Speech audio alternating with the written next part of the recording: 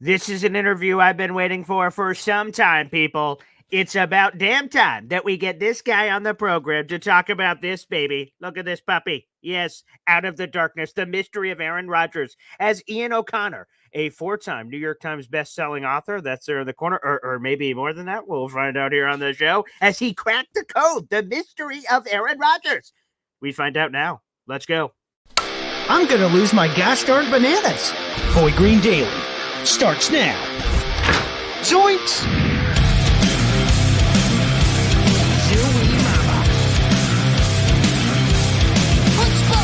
I made it clear that my intention was to play, and my intention was to play for the New York Jets.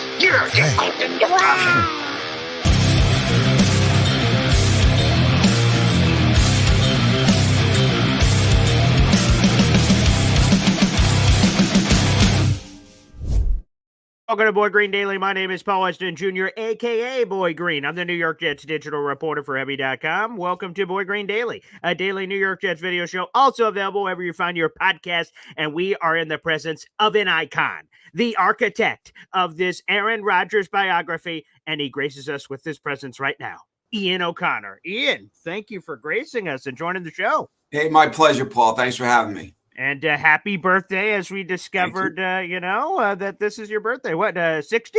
60, yeah. I don't feel a day over 58 or 59. Okay. And so it's a new decade, and hopefully I feel the same way I do right now at age 70, God willing. Blessed be he. We'll see if we can get there. Okay, I've got a bunch of questions. Plus, of course, we have the wonderful chat. So people, feel free to send those in. We'll get to some of those perhaps at the end of the interview here. Ian, how deep were you into this book? Like I said, I have it right here in front of me. Out of the Darkness, the mystery of Aaron Rodgers. How deep were you into this thing? How deep were you into the LeBron James idea that you were kind of talking about here in the book before you pivoted to Aaron Rodgers? Not very deep, Paul. And so I was happy about that when I decided to pivot to Aaron Rodgers. And I always wanted to do a Packers book because Vince Lombardi coached at my high school. Wow. And he also lived 8 houses away from my childhood house in Englewood, New Jersey. And so the Lombardi mystique always meant something to me. And then Aaron got traded into our backyard. And I was thinking, from a distance, I always thought he was a fascinating, compelling figure. Only had the one championship ring, but one of the 5 or 6 greatest quarterbacks ever. And the marriage with the Jets, I thought was going to be a really fascinating partnership, one way or the other. Obviously, last year is not something anyone wanted to see happen, but I really feel like this year is last year. It just with a better roster, a better team, and a better chance maybe to get to the Super Bowl. So, one thing about him that I think was underrated, Paul, when he was in Green Bay, I always thought he was the best interview in the league. He was just a great talker and thoughtful and candid, and he didn't speak in cliches. I always appreciated that. And also his public image has dramatically shifted over time. So I wanted to explore that. Obviously, you've got the family estrangement, you've got the conspiracies. There's just a lot there to unpack. So that's what I tried to do.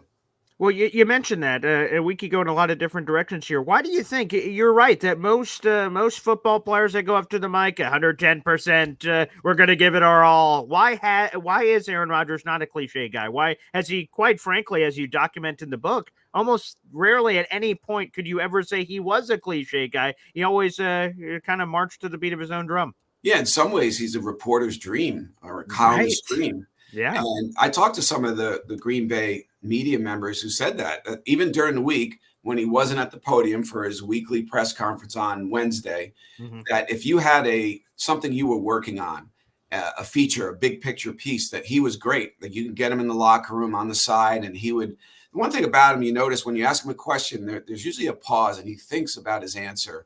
He's a guy who got 1310 on his SAT. That's a better score than I got. So he's a smart guy. He does like to show you he's smart. Sometimes he outsmarts himself and gets himself in trouble he doesn't need. But I've always appreciated that about him, and I don't think he's ever really gotten much credit for that. No, I don't think so, and I think you're right. Again, I think that public image kind of transforming over time, that also has affected people's perceptions. You have a quote in the book, I can't remember who said it, the dumbest smart guy ever?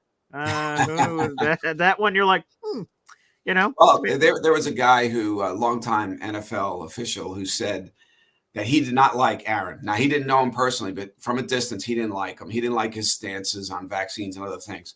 But he said, I have to admit, I've never met an NFL player who doesn't like him. And really, that's one thing I found in my reporting that was surprising. It was almost unanimous going back to his high school days, his junior college days. His teammates really liked him a lot, respected him, even admired him. You saw Paul last summer, particularly when he got to the Jets, the way those guys, his teammates, looked at him, the way they talked about him. And there was some surprise, too, in their words. And they said that in Hard Knocks was so good for Aaron. Jets fans came away, at least the ones I talked to, and said, honestly, we thought he was a bit of a jerk coming into the market. And then we watched Hard Knocks and we were like, or as some of the Jets fans who went to those open practices, they're like, wow, man, he seems like a great teammate, a great leader. The way he talks to defensive players and tries to help them and takes guys under his wing. So, yeah, that was a bit surprising part of my research. How many teammates of Aaron Rodgers do you think you spoke to for this book? Well, total people, 250. Former teammates, I don't know. I would say more than 100 anyway of those people, a lot. And it was obviously Greg Jennings and Jermichael Finley in Green Bay had some negative things to say. Right. And it seemed like when there were criticisms of Rodgers, they were the same two voices. But those guys also said a lot of positive things about him over the years that got lost. I talked to Greg Jennings about that. I talked to Jermichael Finley about that. Jermichael Finley's like, my son, who's a top college prospect now, his favorite player is Aaron Rodgers. We all knew we had the best quarterback in the league.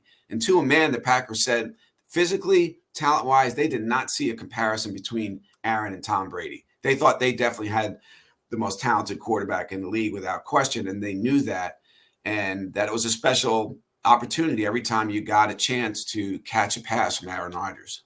Did you say that surprised you that basically, a majority, if not all of the teammates that you were able to speak to for this book just had these unbelievable, again, you mentioned Hard Knocks, the Jets have this in-house series, they're a production team called One Jets Drive, and they've just been doing some behind the scenes showing the latest episode of Jets Giants joint practice, and you're hearing the back and forth between Rodgers and Giants, Rodgers and his own new-ish, I guess, over the last year, Jets teammates. It seems like, they all have a really good fit with one another.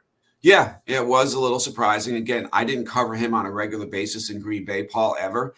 I've covered some of his big games, but I thought, looking at the way he was covered and the way he came across sometimes on camera, that not that he was a jerk, but just a really different guy who generated a lot of negative feelings. And it was really more the last 3-4 years since COVID.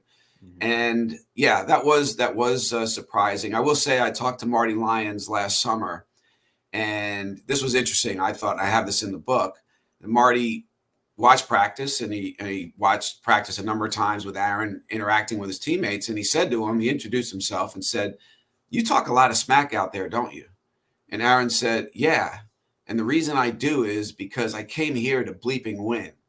And I need these guys to understand that to win on Sunday, you need to win Monday through Friday in everything." And Marty said, Marty's been with the organization, 45 years? Yeah, He right. said, I've never heard another Jets quarterback ever say something like that. So Aaron's a different dude. And I do think he's not a perfect leader, but I think he's a very good leader. And I do think that if things break their way, he could lead them to the Super Bowl. That's a doable proposition. Hey, baby. Yeah, now we're talking Ian O'Connor here on the show of the Jets finally getting back there. It's been a long time, but I always say this, Ian. They're batting 1,000. They've never lost a Super Bowl. They're 1-for-1, baby. And hopefully we can increase that batting average. That's a great way of looking at it. I like that. Thank you, Ian. Feel free to use that in the future. I appreciate you. I'm curious, was there anyone that you reached out to for this book that you really want, like okay, I'm going to do an Aaron Rodgers book. Okay, here's my list of people I'm going to reach out to. Oh, baby, I want this guy, this gal, this. And then for whatever reason, they chose not to do the book.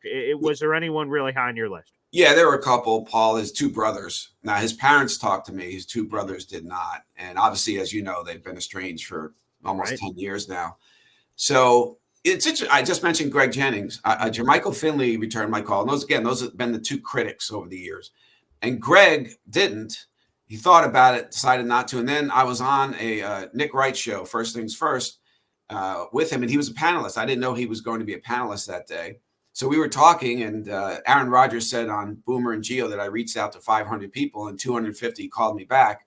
I said, Greg, you were one of the 250 who did not call me back. So we had a funny exchange on the air. But I did want to talk to him because I wanted him to understand that, like, 93% of everything Greg has ever said about Aaron was positive, but I did respect the other 7% and his right to express that. Greg was a very accomplished NFL player. Mm-hmm. And also, without him, Aaron has no rings because he was great in that Super Bowl. He had the 2 touchdown catches. He got blasted by Troy Polamalu on one of them and held on.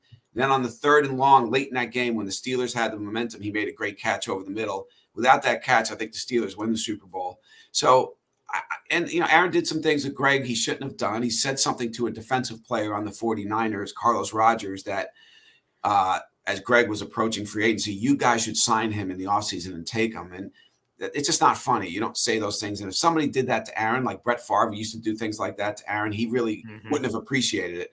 So, I would have liked to have had that a deep conversation with Greg Jennings, but particularly Aaron's brothers, I would say would be the top 2 on my list of people that I really wanted, and it just didn't happen. You talk a little bit about it in the book about sometimes when you reached out to these 500 people, sometimes they were a little hesitant, like, I don't know. And then how were you able to convince some of them to say, come on? I mean, O'Connor, for Pete's sake, look at these other award-winning books. If I squint, I can see on your bookshelf over there. One New York Times best-selling, author. Like, is that how you convinced them? How did you convince people who were on the fence that you were able to get over? Well, I couldn't promise them that this would be a bestseller, but it became one last night. The New York Times bestseller list, yes. Number 5 nonfiction. Thank you. I think that there was some apprehension that, all right, here's this New York media guy. Is he out to destroy Aaron? Does he have an agenda? Does he have a liberal agenda? And he's going to attack Aaron in this book. And this is the reason he's writing the book. And it's like, I had no agenda whatsoever.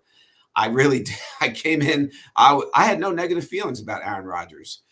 I disagreed with some of his stances, but I just thought he was an all-time great player. I didn't know him personally. And I was a blank slate, and I was going in. So I sent some of them my biographies of Belichick and Coach K. I said, take a look at these. I sent those to Aaron as well. I don't know if he ever looked at it, but I was reaching out through the Jets constantly over the months. I was reaching out to his agent. I reached out to Aaron directly to try to get him to sit down. And so, but as far as his friends and associates were concerned, I think I won them over. It was like a few of them started talking to me, and they saw that I had no agenda. And I think they were texting Aaron, like, is it okay to talk to this guy? And Aaron, as far as I know, said, do what you want. It's your choice. And I actually appreciated that, Paul, because Belichick did the opposite. Like, he went out of his way to recruit people to not talk to me. And I really don't think Rodgers did that. I think he told his friends, it's up to you. If you want to talk to them, talk. If you don't. And some of them did and some of them didn't. But I think they saw over time, and maybe they read a book or two that I had written, that I was just looking to paint an accurate and balanced portrait of the player and the human being, and that's it. And so I guess in a sense, I wore some of them down. I might have worn Aaron down. I think he also liked that I was opening the book with a positive story about his family, his grandfather's heroic service in World War II. And I had found all these military documents through a gentleman named Dan Matthews, who was an expert in that field, that detailed all of Edward Rodgers' 44 missions over Nazi Germany and occupied territories. 44 missions, by the way, is far more. It's more than double the average lifespan of a combat pilot in World War II. And his B-24 was amazing. That story really had never been told. So I think Aaron appreciated that and saw that, well, if he's writing a story like that, clearly he's doing everything right. He's trying to do it the right way and tell the entire story of my life and not just focus in on the controversies. So I think that was basically my process, and hopefully readers see that it worked out. Again, we're speaking with Ian O'Connor, baby. He's an icon. He is a legend joining us here on the show. And it's an absolute pleasure to have him on this program. Ian, do you have any military background whatsoever? No, I do not.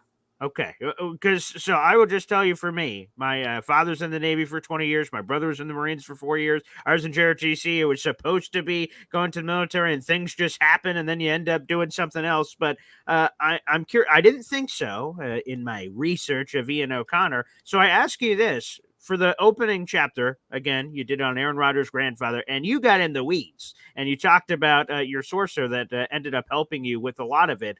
Is that kind of challenge with something you're unfamiliar with? Does that rev your internal flame of like, okay, I write about sports all the time. This is a great, creative, unique opportunity to write about something else? Or is it almost like a fearful thing on the other side? Like, oh boy, I'm not in my comfort zone here. I don't want to mess anything up. Like, what's the balance there when you're faced with something like this, which I think was a really compelling way to start this book? Well, it was a great question, Paul, and I would say all of the above. But I think at the end of the day, if you have a chance as a writer or an author to write about one of the greatest members of the greatest generation, you take it. And I found it to be a challenge, and to go through the documents, really piece together the narrative of his amazing military career and service in World War II.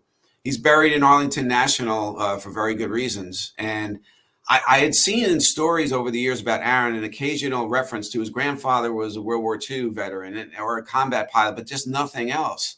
And I said, I bet you there's a story there.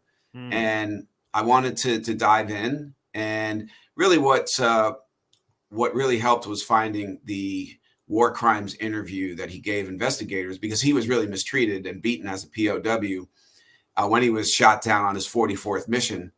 But just finding stories like St. Patrick's Day, 1944, when his plane was on fire over Nazi Germany, bullet ridden, and he has a crew of 10 men, and he's got to make a decision. Do we parachute out, or do we try to make it back to the base in Italy?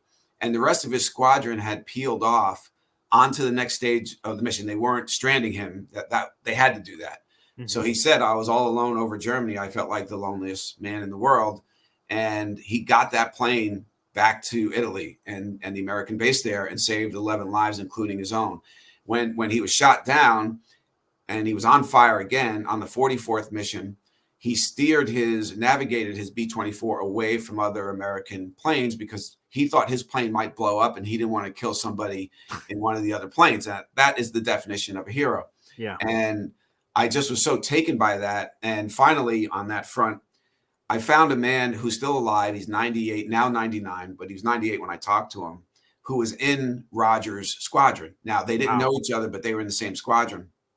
So he told me what it was like to fly a B-24. And he was 19 years old, this guy, when he was flying in combat. So I was embarrassed. And I told him this. I was embarrassed to talk to him on the phone, because I was thinking about what I was doing at age 19 compared to him. And I told him that, and he said, listen, we just did our jobs. If you had to do that, you would have done it too. And I found that very hard to believe. He was telling me what it was like, that not only are you fighting the German Air Force, it's all the artillery from the ground coming up underneath you that you had to worry about, the flak that was exploding around you. You can't even see that. And you're trying to navigate your way through this turbulence. And you could just imagine how chaotic that would be. So I just thought it was the right chapter to open the book with. And also it would give the readers a surprise. Like this book, you're going to find out things you had no idea existed or were true about Aaron and his life. And that's why I did it. Oh yeah, it's if you're in this book, there's a lot of bobbing and weaving. All of a sudden, I'm like, oh boy, I'm in the middle of World War II. Then whoa, okay, Aaron Rodgers and the Jets, and then whoa, I'm over here, and it was fun to kind of bounce around his life in a very interesting way. Another thing here, was there something you wanted in the book but was left on the editing room floor? Like, I'm sure this book could be 5 times the size of where you potentially started. Then you had to kind of slice it down to what we have here sitting in front of me right now. It's funny that you asked that question, because somebody in Milwaukee asked me the other day, you had nothing in the book about his relationship with Ryan Braun and how it ended. And it ended in a bad way. You remember the PED situation. Yeah. Aaron was really felt betrayed. And I had that in the book, but I think I wrote, I want to say 150,000 words, and had to cut about 30,000 words out of it. and that was on the cutting room floor. But because somebody said, "Hey, how come you didn't have anything about Ryan Braun in there?" I was like, "Well, I did, and maybe I shouldn't have cut it out." You make these decisions, and you work so hard to get the information and the anecdotes and the stories and everything else, and then I'm known for writing a little too long. I think in retrospect, my Belichick book would have been better had I cut another 25, 30,000 words out of it. But yeah, that was one thing that was thrown overboard. And somebody said, I would have liked to have seen something about that. So I try to get better from my own mistakes. And maybe that was a mistake. That was one thing. But I think overall, I was able to capture the things in his life that I wanted to. I'm sure there are other things, and if I had more time to think about it, I could go back and revisit it. But that's one that stands out simply because I was asked about it the other day. And it's a tough when you're cutting it down to a readable word count. You make some really tough decisions, and sometimes you'll see an anecdote. Man, I spent 5 days nailing that down, and now it's gone for whatever reason. So a lot of tough decisions are made in the process. So what happens to those 30,000 words, all that hard work, Ian? Is it hanging in the ethos when people come to your house for a dinner party? You're like, hey, let me tell you this story that didn't make the book. Oh, okay. Let's rally. Let's huddle up here by Ian O'Connor. What happens to those 30,000 words? That's a great idea. Just hand out like a pamphlet. Be a Yeah. thick pamphlet, 30,000 words. Hey, in case you read the book and you want to read a little bit more, I should have done that. Maybe I'll put it in the paperback edition next August. And so the paperback edition, we're hoping, is the Jets winning the big one, and that would help book sales certainly. And but before, I will say this: before I started this book, I wrote a column for the New York Post. I want to 2 years ago, where I said, "Here's why I want the Jets to win the Super Bowl." And as a sports journalist, you're not allowed to root for teams and even individual players, but you are allowed to root for the best available story. And Giants fans, I was getting all these nasty emails from Giants fans. They didn't understand why I would say that. And I said it because the best story in sports, at least from a New York perspective, and I'm looking around, probably the biggest story in the history of my 38 years doing this would be the New York Jets winning the Super Bowl. Why? Because their drought is the longest. Yeah, you have the Knicks, but they won in 73. The Jets haven't won since January of 69. And if Aaron Rodgers is the guy to do it, with the controversies at age, he'll be 41 in December. That's correct. Can you imagine in the social media age, people talk about, you're too young to remember, Mark Messier in 1994 ending the Rangers' 54-year Stanley Cup drought. This drought is longer now. And let's face it, the NFL in the social media age is a lot bigger than the NHL in 1994. So I think this would be the biggest story and the best story. And you are allowed as a journalist to root for that. Ian, how in the hell did you end up driving Aaron Rodgers' parents? Let's rewind a year ago, September 11th. When we get there, I'm like, whoa. How the hell did we get here? Ian O'Connor, Aaron Rodgers' parents to the Jets game, the estrangement. I mean, wow, you got the best seat in the house, Ian. Yeah, I actually was opening the book with that scene in my introduction until Aaron agreed to see me in February. I had already handed in the book. And with those 250 interviews, and then all of a sudden he decided 2 weeks later, okay, I'll talk to you. So I had to switch. So I opened the book sitting in his backyard, which was the Pacific Ocean is his backyard. It's the nicest backyard I've ever sat in for an interview by far. And but I was opening the book initially without that interview, driving his parents to MetLife Stadium. I did say to them, MetLife is not the most aesthetically pleasing ballpark in America. It's not Lambeau Field, the mystique of Lambeau. But when we pulled in, if you remember, it was a stormy night before the game. And she was, Darla, his mother, was peering out at, there was an advertisement, a billboard in the parking lot of Aaron Zenith watches, I believe. And she's, is that Aaron? Is that Aaron? And I just remember thinking as a parent, wow, this is a surreal thing that the only time they ever get a chance to be in the same room with their son is a football stadium. So they did go to some games at Lambeau, not many, but some here and there. And obviously they were at this home opener. One thing I do remember is his mother saying before the game, I asked them, do you guys still get nervous before a big game? This was obviously a big game, his debut with the Jets. And they both said yes. And his mother said, as the quarterback, you have a target on your back. And I always worry, the whole defense is after you. I always worry about injury. sure enough, 4 snaps in, and I've really never been more heartsick for a fan base and an athlete than I was in the press box that night. I got some texts from friends who said, "Gee, sorry about your book, how this impacts your book." And I've said this before, but I did not care about my book. I was not even thinking about it. I'm an author for a living, so it is my livelihood. But I was so heartbroken for that fan base and really for him. And then I was thinking about his parents sitting in the stands around the 25-yard line, 30 rows up. The one thing, and I tweeted this, that's really a testament to the Jet crowd that night. In doing, again, almost 4 decades of this in New York, that was the most electric regular season sports crowd I'd ever been a part of. Wow. Then to have that happen, to have a whole summer-long love fest between athlete and market ripped away like that. But the Jets fans that night were really unbelievable in the second half, particularly. It got so exciting. The walk-off victory, Bobby Schusen had an amazing call. Oh, yeah. And Darla and Ed, his parents, told me that in the third quarter, we officially became Jets fans, that we were able to put the injury temporarily aside. Right. And they were wearing Jets gear. They had Jets jerseys on and so forth. So they said late third quarter, mid third quarter, we became Jets fans. And Darla said it was exciting. They had no idea who we were. We were just 2 Jets fans, and they were actually able to enjoy that victory. Now, when I got to the car and I had to drive them home, it was somber. I had the radio on 98.7 FM so that we could listen to the post game. They kept playing with Schusen's call, and that got them feeling pretty good, actually. But it was a quiet car ride other than that, and I didn't say much. And we did talk about Aaron being a quick healer. In high school, he partially tore his ACL and played through it. Through it for 4 years before he finally got surgery at Cal. So he's a tough guy. He really is. He doesn't maybe get enough credit for that either. But yeah, that was a tough night, man. So Ian, I have to ask the follow-up question. Have you offered to Ed and Darla week 3 home opener, baby? Let's rev back up the O'Connor minivan and let's roll. I'll answer that, but I didn't really answer your question. Right. What happened was Ed Rodgers had emailed me for transportation options to. Oh, yes, MetLife. right.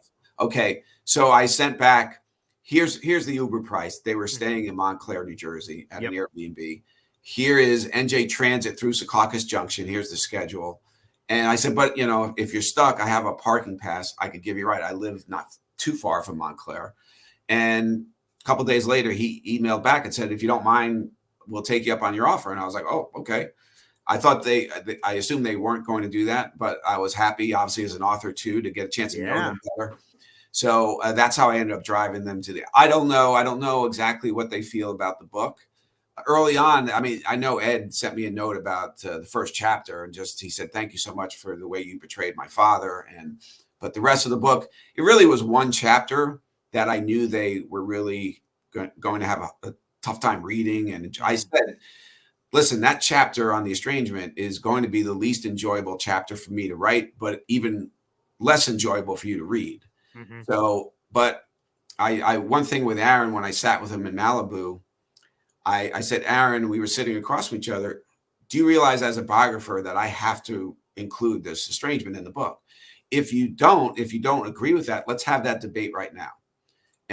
But Aaron has read so many biographies and he's read more books than just about anybody I know, that he actually got it. He knew I had no choice but to include that because it's 10 years of his life. How could I not? So I didn't want to, I had no interest in writing about his family issues. I just had to. And I had no choice. And of course, that is excerpted a lot. And that's what people talk about. And it really isn't the true tone of the book. And I'm not running away from it because I did a lot of interviews where I was willfully answering those questions. And I knew that was going to pop out of the book. The Jets knew too. Eric Gelfand at the Jets knew if you're writing about this New York Post, everybody else, ESPN, people are going to pull stuff out and it's going to be a lot of family stuff. And I knew that. I think Aaron knew that. But I really appreciated that he understood that I had to write about that because I know athletes who would have said, don't write about my family, just write about my career. Why are you writing about my family? And Aaron, because he's a smart guy, he understood that was part of the process. And that's cool of you, to be honest, when you have this Malibu meeting, which we'll get into, but you have this one-on-one with Aaron. You're like, hey, I got to do, if you don't agree, one-on-one, let's bash it out right now. Yeah. If you don't believe, and then maybe he would give you some, I would imagine probably not, but if he attempted to give you some compelling case that at least made you think about it, have an open mind about it, you know? Yeah. Yeah. I thought he was going to engage and say, no, I don't think you should write about it. And I don't think you have to. And here's why. But he said, almost his exact words were, I realize it wouldn't make any sense for you to write this book without including it. Wow. Okay. I mean, that's almost verbatim. I might be off 1 or 2 words there. And I was like, oh, okay. So and I started asking questions about it. And that's how it went down.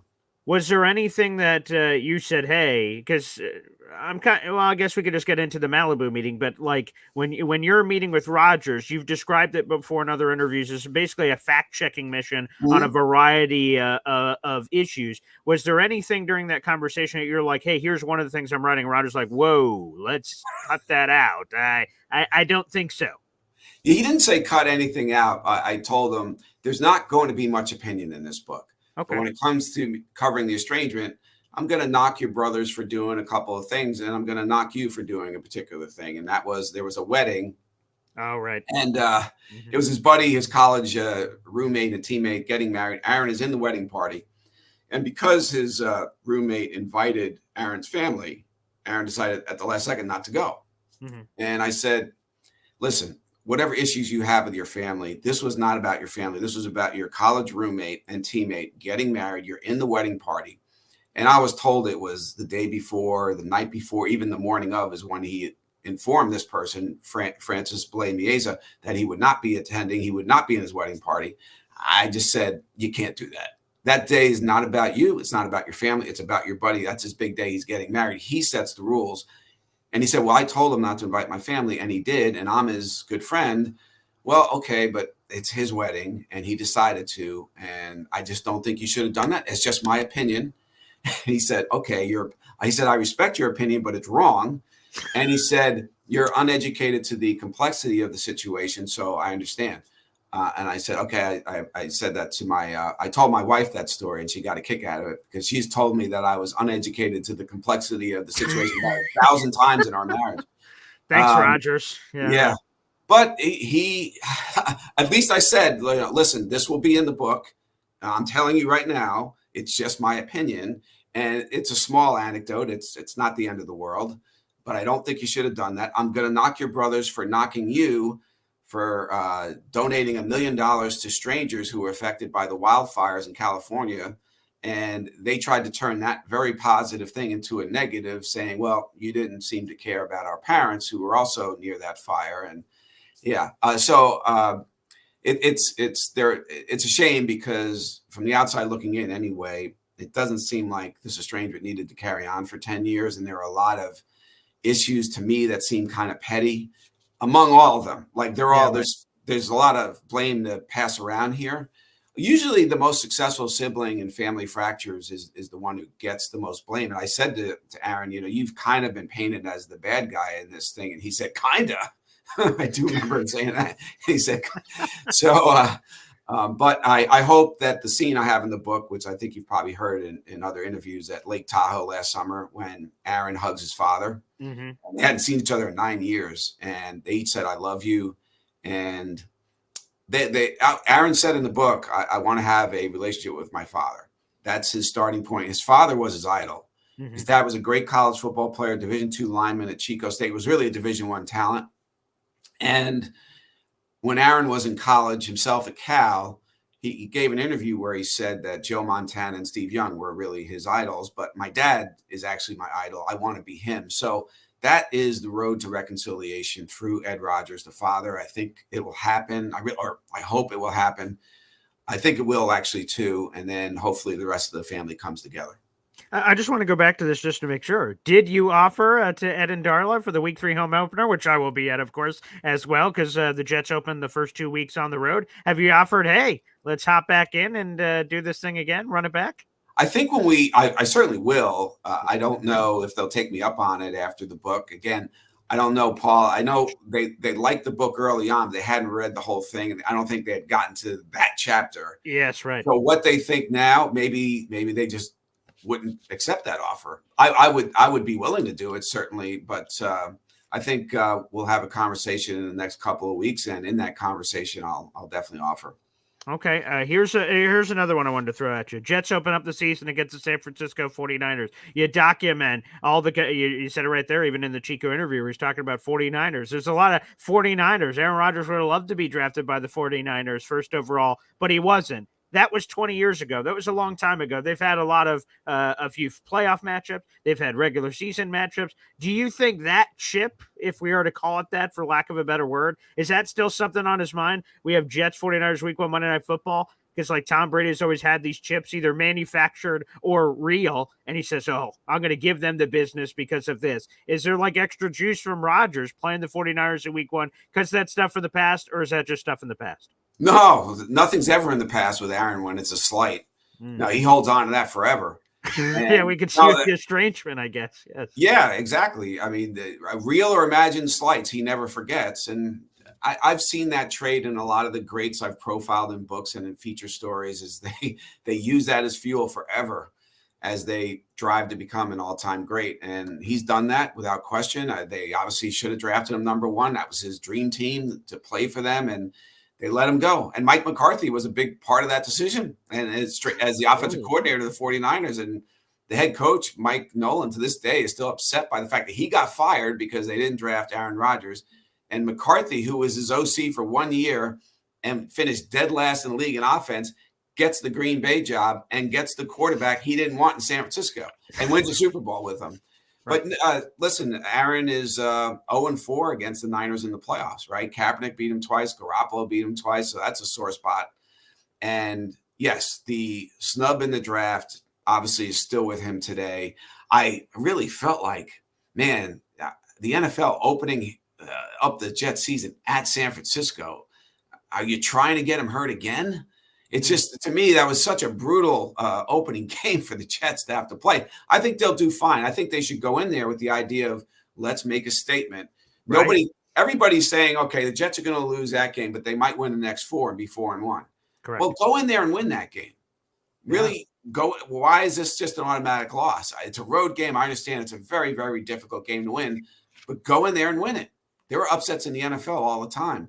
So I think that would if Aaron plays a big game in that game and they win, just think of the conversation in the days after. The Jets are going to be the toast of America if they win that game, because everyone's already penciled it in as an L, and hopefully they make it up in the next 4 games. But yeah, the San Francisco thing, that hurt. That really hurt him because in 2005 in the draft, the humiliation of Aaron Rodgers became the first reality show with the NFL draft. It was the same day that YouTube was born. That was the first day a video was uploaded on YouTube. And fittingly, Aaron really was the first reality show in the draft. His plunge, the ESPN cameras constantly zoning in on his face, right? The look on his face getting worse and worse and worse. And it turned out to be, I guess, a blessing in disguise going to Green Bay. But who knows what his career would have been in San Francisco? He might have multiple rings now. I guess we'll never know.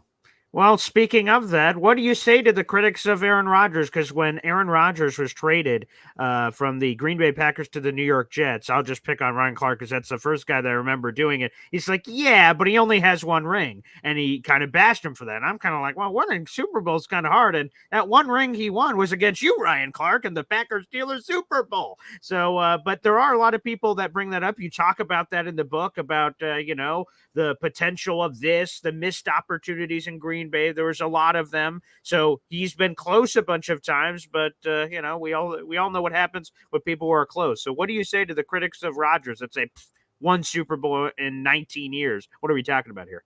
Well, it's a fair criticism on one hand. On the other, it's, as you said, it's so hard to win the Super Bowl. And he has done it. And he was the MVP of the game. When Brett Favre won his Super Bowl, he was not the MVP of the game. Mm-hmm. And I think that the problem Aaron has is he's always compared to a guy who made it look easy, Tom Brady, 7 rings. Now, Aaron had Belichick and the best offensive coordinator in the league and Josh McDaniels and the Patriot Way system to support him and elevate him. Yeah, I think he'd have multiple rings now. I'm not saying he would have won 6 with Belichick. Brady, I think, probably has an intangible that as far as willing things into existence that maybe Aaron doesn't have or hasn't exhibited as much in the postseason. But if you look at, so he's 11-10 in the postseason, so barely over 500. It should be better than that.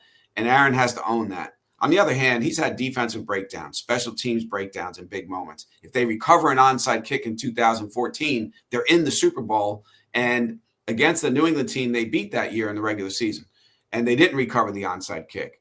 But if you look at, well, first of all, when they lost to the Giants, when they were trying to repeat as Super Bowl champs, they were 15-1 that year, dominating the league. People talking about the Packers winning 3 championships in 4 years like the Patriots did. They had a tragedy that week leading into that game where Joe Philbin, the offensive coordinator, his son drowned in the river. And it's hard to even talk about it in football terms, but you cannot have something like that happen. They were close to Philbin, and a lot of those players knew his son, and not have it impact your performance. It's just human nature, and rightfully so. But back in a football context, if you look at the period 2013 through 2016, where they lost in the playoffs all 4 seasons, Aaron made big plays in sudden death moments, magical plays, all 4 of those seasons. I won't rip off all the plays, but he did. And they were like winning Super Bowl plays in all 4 of those postseason runs or non-runs. And yet, when you look at it in the box score, it's just loss, loss, loss, loss. And that's how it goes. That's sports.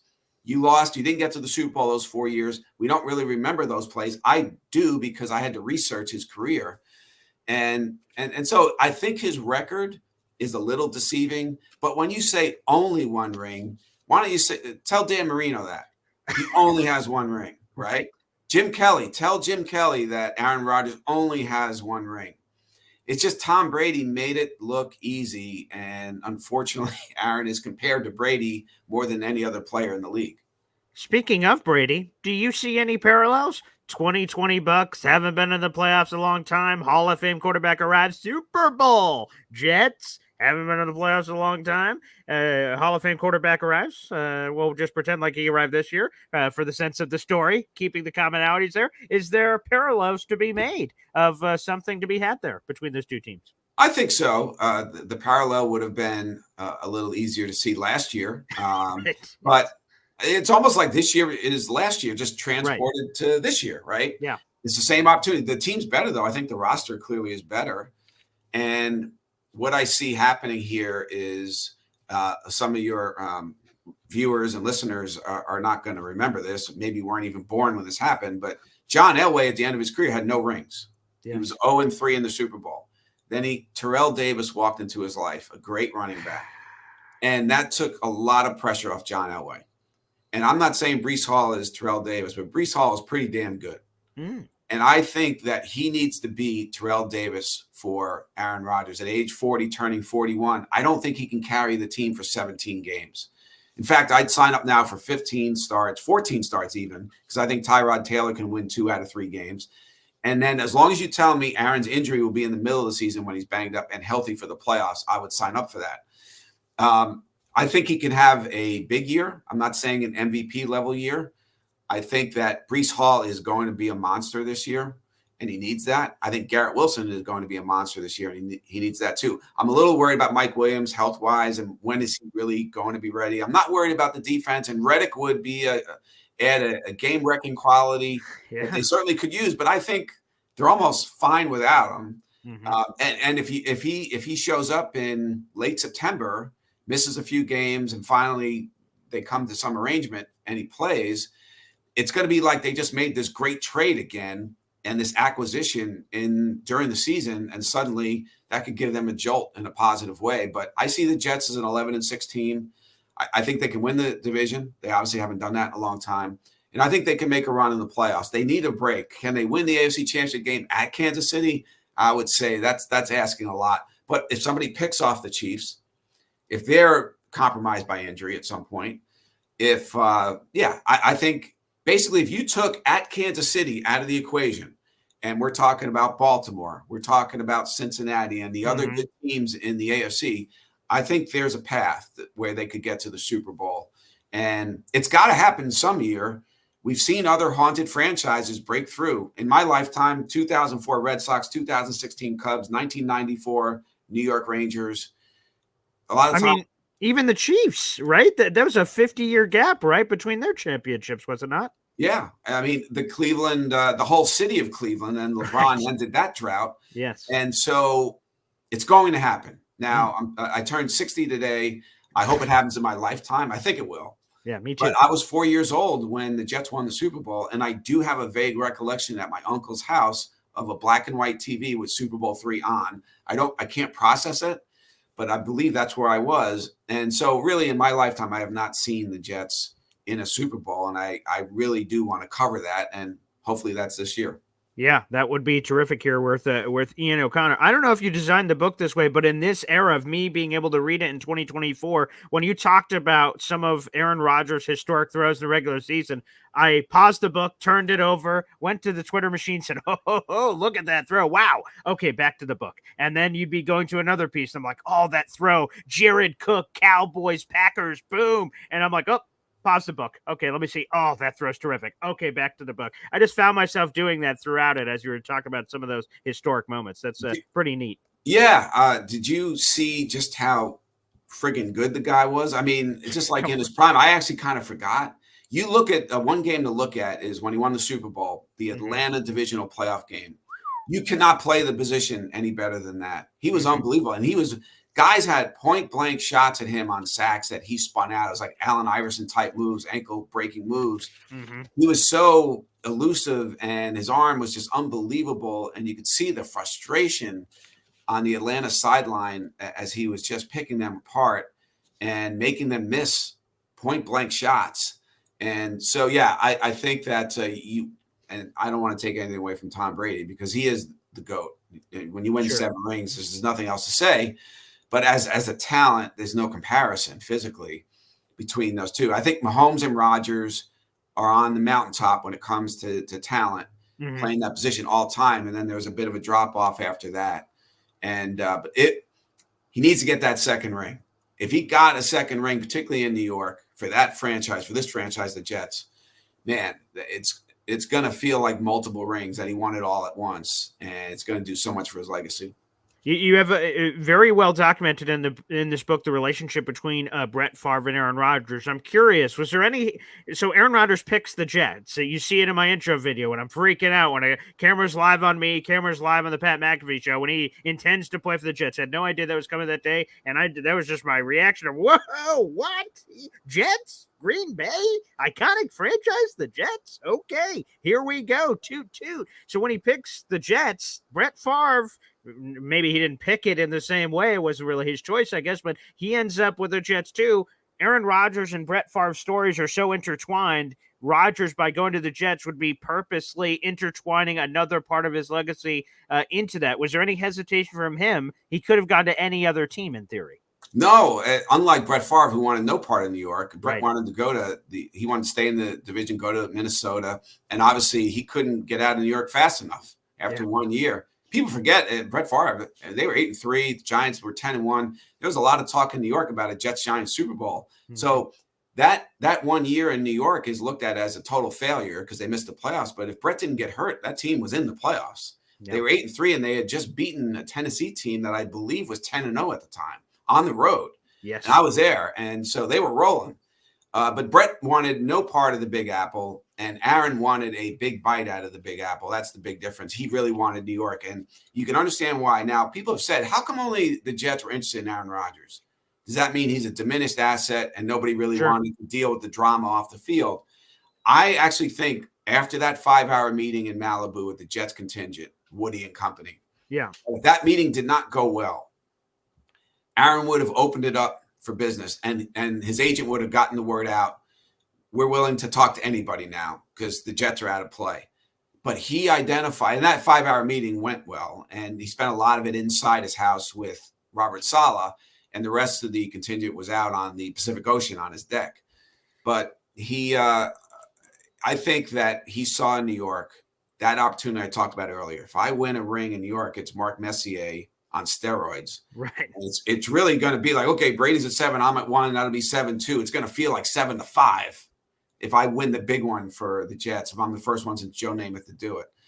And really, if you think about it, it's a smart play because he knew the Jets had talent. after playing them. Right. And really the question is the head coach. Robert Saleh is a guy that if I were an owner of an NFL team, I would want him in my building. I think he's a good man, and I think he's a very good defensive coach and coordinator. Head coach, he hasn't proven it. He just hasn't.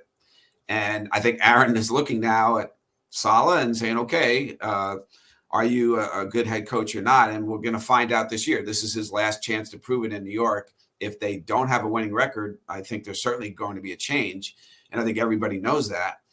So we'll see how it plays out. But I think that actually he zeroed in on the Jets because of that. This is a legacy changer. I can win other places, but if I win in New York for that franchise in particular, that is just going to change everything. And a piece of the story that Jet fans have been rallying around is in your book. Rodgers surprises the team. If people don't remember, Week 4 Kansas City Chiefs, he goes over there, he surprises the team, and we lose it. And one of the quotes in there is, "I chose to be a Jet," is what he tells the guys. And Jet fans, again, I intend to play for the Jets. That's different. The Jets have been this snake-bitten franchise, as we've well documented here during this conversation. And for someone like Aaron Rodgers, with his pedigree and everything else that he comes from, to choose the Jets, it just felt a lot different in the moment, and feels even different when you read that quote in your book about him choosing the Jets. That just, again, that really rings home true. He smartly, day one, walks in the building and says the Lombardi trophy from Super Bowl III looks lonely. That's exactly, Jets fans went nuts over that. Oh, yeah. And rightfully so. So he gets it. He understood this is it was something Brett Favre did not see in 2008. He's like, this is perfect. This is exactly what I need. Also, in fairness, he didn't have the personnel say he wanted in Green Bay. That's not the Packer way. They don't do that there. They're not the Brooklyn Nets handing over the franchise to Durant and Kyrie Irving. And not that he wanted that, but he wanted more say, and the Jets were going to give him that. And I think that he actually deserves that. I'm not that he's making the decisions, but I do think when you have a first ballot Hall of Famer at that position who knows the entire league, and if you ever listen to Aaron Rodgers talk football, there's nobody better at it ever. I think he's going to be an unbelievable analyst in a network booth if he decides to do that. But I think that he should have some say. Now, last year, the guys that he supported and wanted in didn't exactly work out. Okay, so maybe this year you listen to him, but maybe you don't listen to him quite as much as you did last year. Last year was just a train wreck because he got hurt. So a lot of the guys that he supported to be part of this roster, I think they would have had different narratives last year. Aaron Rodgers were the quarterback. Lazard stands out among all of them. Let's see how Alan Lazard plays this year. If he gets on the field enough to make a difference, I think his confidence should be much higher this year with Aaron at quarterback. All right, Ian, let me read you this quick paragraph from your book, page 273, divorce. Okay, you have this in here. Was Rodgers a mere victim of unexceptional coaching and supporting cast were too heavy to carry him from January into February? Or had he lost that killer postseason mentality that once inspired him to grab a Super Bowl run by the throat with fearless passes, leaving him too concerned about throwing interceptions that could hurt his team and his legacy? What's the answer to that question, Ian? I do. I think that he did lose that a little bit, if not a lot. I think if you look at, he won 4 of his first 5 postseason starts, and including the Super Bowl, and just looked fearless going back and watching those games. And I do think late in his career, the scar tissue that built up over time of the bitter postseason defeats and Brady's stunning success, and also some of the off-field controversies. And I think there was a lot of scar tissue there in some of these late postseason defeats. I look at the NFC Championship game against Tampa Bay and Brady. That to me was a game that the Packers should have won. You're first and goal at the 8 in the final minutes, down 8. So you need a touchdown, a 2-point conversion. They don't even gain a single yard. And to me, there was some hesitation there. Third down, he had a chance to run it into the right corner or at least get down near the goal line. And then the fourth down decision's an easy one for LaFleur. You go for it. And he threw incomplete. And so I think that Tom Brady in that situation scores and gets a 2-point conversion. And that, so I think if he gets back to the tournament with the Jets, he needs to be fearless again, let it rip. And I do think I'm sure he would dispute this, but educated guess here, is he became a little bit too concerned with being, I don't want to be the reason that we lose, as opposed to let me go be Aaron Rodgers, one of the all-time greats, and the reason that we win and go to the Super Bowl. And I think he needs that mentality with the New York Jets, and hopefully he'll have it this time around. All right, let's finish off here with just some Nathaniel Hackett stuff, but also leading into it, you reference, excuse me, you reference in the book The Island, and this island of where apparently if you catch on the wrong side of Rodgers, you're sent to the island, and you're over there. And there are some coaches and people in his life that have started out as friends and got sent to the island. And like I saw the Mike McCarthy relationship with Aaron Rodgers, and the one that kind of speaks to a lot of Jet fans is a very polarizing figure here is Nathaniel Hackett, because of how things ended in Denver. Like, ugh. And then this first year was terrible, but Zach Wilson isn't the greatest quarterback of all time either. So he was operating an offense for Zach Wilson. So it's hard to know what's the truth there. What is that relationship between Rodgers and Hackett? And it was, whatever it was in Green Bay where he wins 2 MVPs back to back. Like, now that Nathaniel Hackett is the lead play caller like he wasn't in Green Bay, there's a chance that Hackett could quickly get himself over to the island, because he can't just be good cop here. He has to be both. Yeah, I think his relationship with Hackett is still good, but just like he really likes him personally, just like he really likes Robert Saleh personally. But if Aaron comes to the conclusion that for whatever reason you're no longer good at your job, he's going to move you out of the way. And I have a quote from, and permanently, most of the times, I have a quote from a friend in Jordan Russell in the book about Aaron's mission of just being an all-time great. And if you're not mission aligned, or if you're a hurdle in his path, he is going to remove you. And so, I don't know, he thought Hackett was pretty damn good in Green Bay. Obviously, as a head coach, he was a disaster. And now as a coordinator without Aaron, he was a disaster in New York last year. But I think Aaron's feeling is he didn't have me. Now he has me again. We're going to create the same magic that we did in Green Bay. But if it doesn't happen, now I don't know if there's a scenario, Paul, if you think is realistic, where the Jets say go 8-9 and Aaron actually plays at a fairly high level and Woody decides to fire everybody but keep Aaron. And I don't know if that's feasible, or if Aaron would go out in a clean sweep and we're just going to start all over again with a new quarterback too.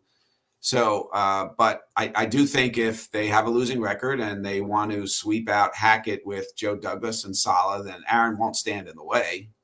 And so he understands that in that position, Woody would really have no choice. They have to have a winning record this year. They have to be a playoff team, or everybody's gone, maybe with the exception of Rodgers, because we all know Woody likes star power at the quarterback position.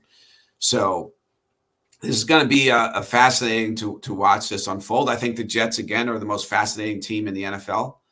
And it's amazing that Rodgers is the most talked about player in the league, and yet you have another quarterback who's going for a three-peat in my home Kansas City.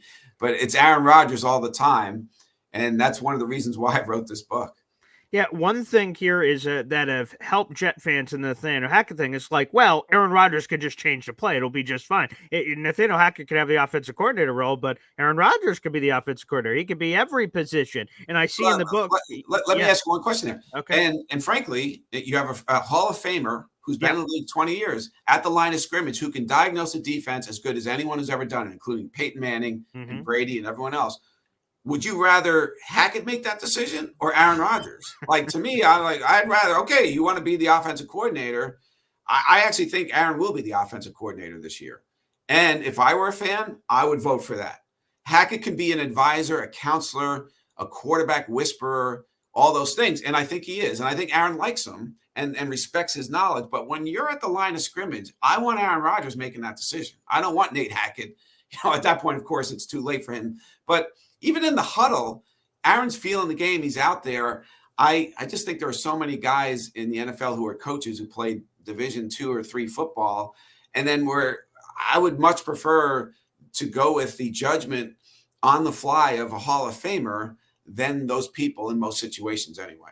Yeah, I couldn't agree more. But my question is, because in the book you bring up a story from veteran who's still in the league, unbelievable, Mercedes Lewis. I think he's still over there with the Chicago Bears. But he talked about a story about Aaron Rodgers blowing off a play call from Mike McCarthy and calling his own play in the huddle.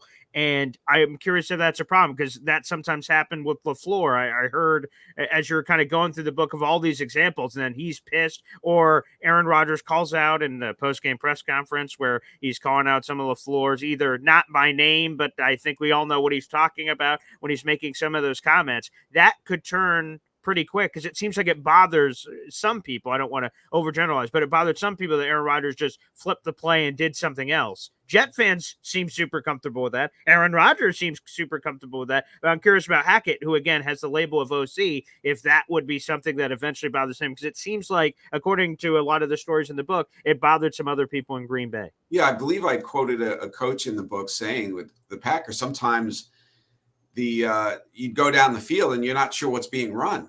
The coaching staff is unclear, like, what exactly did we do there? But it usually works when Aaron Rodgers makes that decision. And I think 99.9% of Jets fans would agree that if you were going to choose between Hackett and Rodgers making a decision, you would go with Rodgers on what play to call. There was one anecdote in the book with McCarthy where Aaron said before that 2014 NFC Championship game at Seattle, which was the worst defeat maybe of Rodgers' career, he told McCarthy there are these 6 plays that Dallas ran successfully against Seattle in the regular season with Tony Romo. I want these plays run over and over and over again in this NFC Championship game at Seattle. And McCarthy ran 3 of them one time each. So I don't know if somebody with the resume of Aaron Rodgers tells me to do something like that before a game as a coach, I think I'm going to listen more times than not. I don't think I'm worried too much about Hackett and what he's thinking in the course of a game as Aaron is calling audibles at the line of scrimmage. Usually he goes to the line with a menu of options that the coaches are aware of. And there are times when he'll check into something else that's not part of that menu. But when you're the Jets and you've had such a long run of non-success, it's a little different from the Packers because they've had success. Right. Yeah, I'm willing to roll here with Rodgers as the offensive coordinator and Hackett as an advisor. And I think most Jets fans would agree with that. Here's the last question, the last point. After all these interviews you've done for the book and everything else, there's one pressing question, Ian, that I have yet to hear answered. Why the hell was Vinny Testaverde there that night? Whose idea was that? Why did that happen? Who was responsible? When I saw that, I'm like, oh, immediately. I'm like, wait, we need to pause. We've got to call an audible right now at the lunch. I'd like to change that play call. Why was Vinny Testaverde there that night? You know, I interviewed Vinny and I didn't have the nerve to ask him that question. He kind of chuckled about it, but he knew immediately. He was sitting with Woody.